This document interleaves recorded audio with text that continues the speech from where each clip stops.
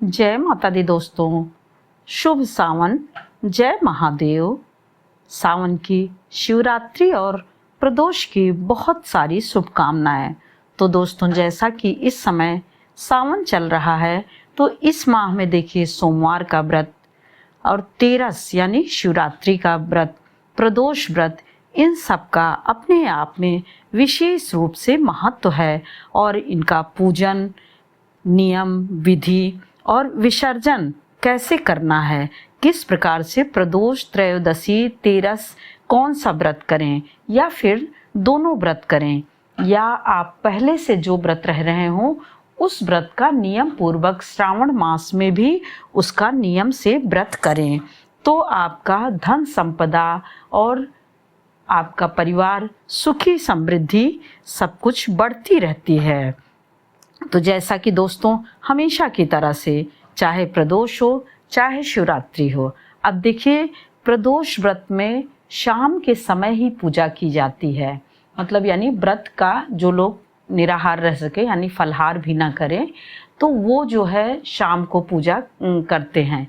और वैसे भी जो आपका फलहार भी करते हैं तो वो सुबह में भी अपने मंदिर की साफ सफाई करके नित्य क्रिया, जैसे उठते हैं स्नान ध्यान, स्वच्छ वस्त्र धारण करके मंदिर की साफ सफाई करके शिव जी और पार्वती जी की पूजा करते हैं। संतान प्राप्ति के लिए प्रदोष व्रत की पूजा की जाती है। अब संतान देखिए, संतान के लिए ही यह व्रत शास्त्रों में बताया गया है। तो आप जो है सुबह भी पूजा करेंगे और फिर शाम को उसी तरह से स्वच्छ वस्त्र पहन के धारण करके भगवान को विधिवत आप चौकी पर रख करके उनकी विधिवत पूजा, यानी उनको पहले जल से स्नान कराइए, फिर दूध से, शहद से यानी अभिषेक एक तरह से करिए। भभूत हो गया, भांग हो गया, भस्म, ये सारी चीज़ें उनको अर्पण करते हैं और धूप, दीप, फल, फूल, नैवेद्य अर्पित करते हैं।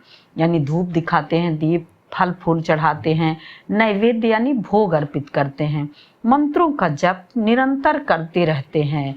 वह सबसे ज़्यादा सरलता से आप सुबह से लेकर के रात्रि तक कर सकते हैं। शिवाय नमः का मंत्र आप पंचाक्षरी मंत्र का जाप करते रहिए।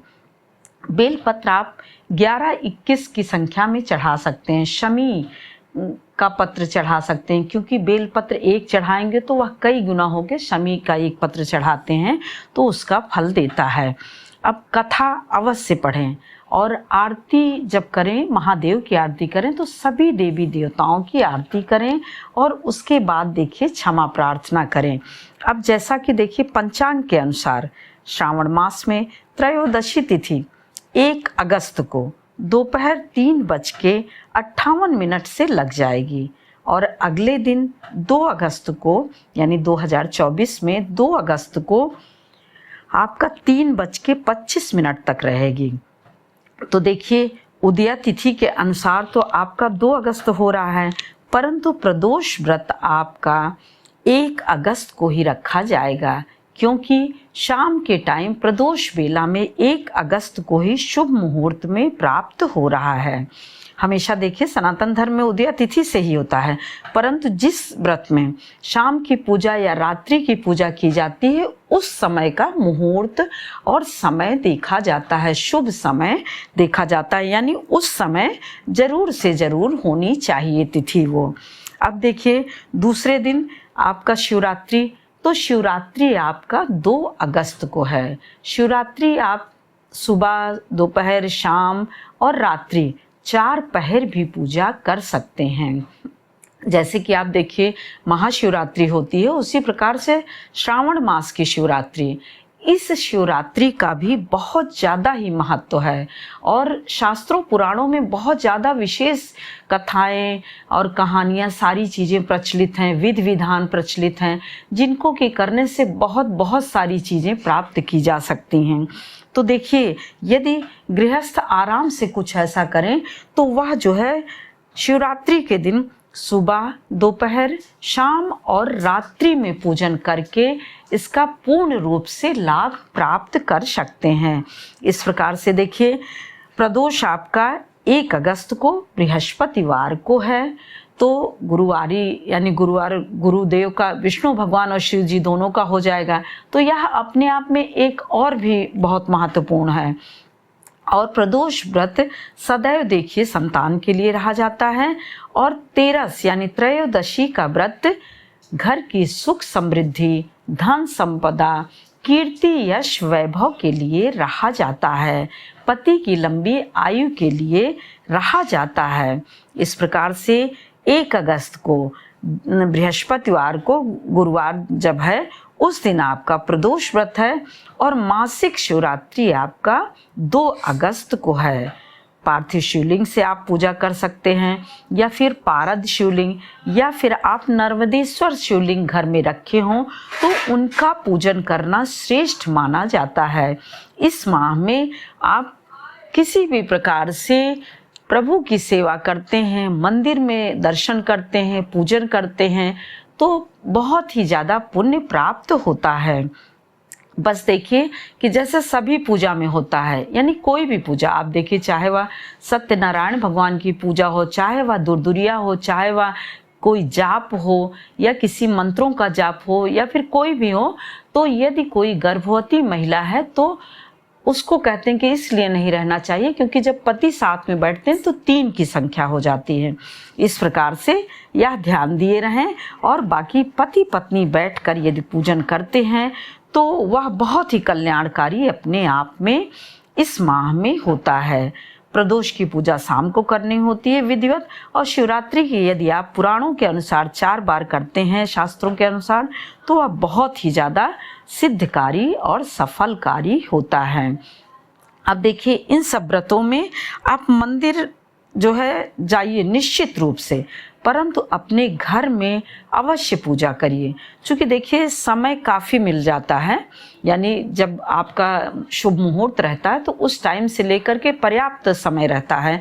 तो आप अपने घर के मंदिर में पूजन करके, विधिवत पूजन करके, भोग लगा करके, आरती करके, सब कुछ करके तब अपने पास के मंदिर में जाइए। और देखिए इन सब व्रतों में, यानी शिवरात्रि भी और प्रदोष व्रत भी, इसमें नमक बिल्कुल भी नहीं खाया जाता है। और कुछ लोग हैं देखिए निर्जला रहते हैं, वो शाम को पानी पीते हैं। शिवरात्रि में भी शाम के टाइम जब पूजन कर लेते हैं तब पीते हैं पानी। और बहुत लोग देखिए फलाहार करके व्रत रहते हैं, क्योंकि देखिए जिसकी तबीयत या फिर कुछ ऐसे शारीरिक सामर्थ्य अनुसार कम से कम व्रत हो जाए आपका, वो बड़ी बात है, पूजन हो जाए वो बड़ी बात है। कभी कभी यदि शारीरिक रूप से आप व्रत नहीं कर पाते हैं, पूजन विधिवत कर लेते हैं, तो वह अपने आप में एक विशेष रूप से हो जाता है। अब देखिए कि श्रावण मास चल रहा है, तो आप जो है सुंदरकांड कर सकते हैं, शिव पुराण पढ़ सकते हैं, 108 बार या फिर 51 बार शिव के मंत्रों का जाप कर सकते हैं, चाहे वह महामृत्युंजय मंत्र हो, या फिर पंचाक्षरी मंत्र हो, या फिर कोई भी आप जो भी मंत्र हैं या जो भी आपके स्तोत्र हैं उनका आप पाठ कर सकते हैं। इन पाठों को करने से बहुत ही ज़्यादा सकारात्मक ऊर्जा आपके घर परिवार और सभी चीज़ों में दिखाई देती है। बस इतना करना है कि देखिए प्रदोष और शिवरात्रि जो भी हैं इनमें, अब देखिए रुद्राभिषेक इस समय चल रहा है, तो कई लोग पूछते हैं कि रुद्राभिषेक का जो सब चढ़ता है वह सब कहाँ पे अर्पण करें।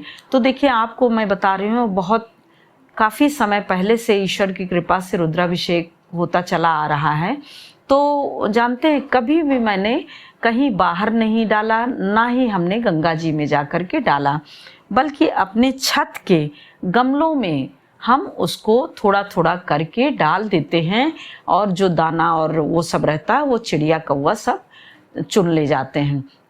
बाकी बेलपत्र शमी जो शिव जी को मिट्टी का यदि बना रहता है तब तो वह गमले में तुरंत गल जाता है, और जो पारद शिवलिंग या नर्मदेश्वर शिवलिंग रखे रहते हैं तो उनको धुल के उनको घर में अपना मंदिर में रख देते हैं, बाकी ले जाके एक गमले में डाल देते हैं, बाद में वह खाद का रूप ले लेती है। इस प्रकार से बस इतना ध्यान देना है कि तुलसी के गमले में कभी भी शिव जी को चढ़ी हुई सामग्री को अर्पित नहीं करना चाहिए। यह विशेष रूप से ध्यान रखना चाहिए। अगर आपके पास कोई भी गमला हो, फूल का है, पेड़ पौधे जो भी हैं, उसमें आप डाल सकते हैं। अब देखिए, आपको बताऊं कि कुछ पौधे ऐसे होते हैं जो सूखते रहते हैं, और आप जब इन सब पूजा पाठ का उसमें जल डाल देते हैं, या फिर गंगा जल ले आए स्नान करके वह डाल देते हैं, या पूजन की कोई सामग्री डाल देते हैं, तो आप देखेंगे आश्चर्यजनक रूप आपको दिखाई देगा कि वह पेड़ पौधे फिर से हरे भरे हो जाते हैं। तो इस प्रकार से दोस्तों, आप प्रदोष व्रत और त्रयोदशी व्रत यदि रहते आ रहे हैं तो उसको अपना नियम में रखिए, और नहीं भी रहते हैं तो इस माह में चाहें तो एक प्रदोष या त्रयोदशी भी आप कर सकते हैं। जय माता दी दोस्तों, जय शिव जी, शुभ सावन। फिर मिलते हैं एक और नई जानकारी के साथ। तब तक के लिए लाइक करिए, सब्सक्राइब करिए और बेल बटन ज़रूर प्रेस करिए, जिससे कि नोटिफिकेशन सबसे पहले आपके पास पहुँचे। और यदि यह जरा भी सहायक हुआ तो कृपया शेयर करना बिल्कुल भी ना भूलेगा, क्योंकि आपका जो भी, एक तरह से आपकी जो भी सहायता है वह हमारे लिए बहुत ही ज़्यादा जो है आगे बढ़ने में सहायक है। शुभ सावन।